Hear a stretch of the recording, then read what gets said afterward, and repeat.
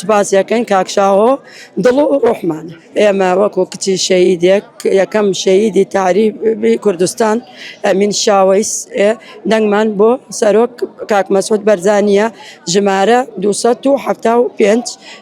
بۆ ژمارە 2 بۆ کاکشاوە ئیشەڵڵا سەرکەوتووە بن و بەخێر تنتانەکەم و دەستخۆشتان لێک. باشە جیاوازی کاکشاو چیە بۆچی ئێوە واللهی خۆشمانەوێ و خزمەتی خەڵکەکە و ئیتر خزمەتی شارەکەکە بۆ هەموو ئیشەڵڵا دەرەچێت و ئیشمان بۆەکە و شوێن باشە و ئیتر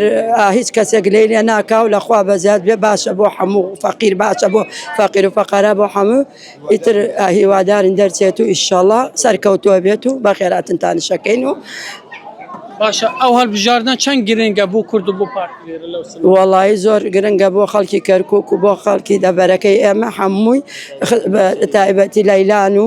ئیتر کەرکووک و هەمووی ئیشەڵڵا دەرەچێت و خزمەتمان بۆ کات و زۆر زۆر سپاسیەکەین کاکشاوە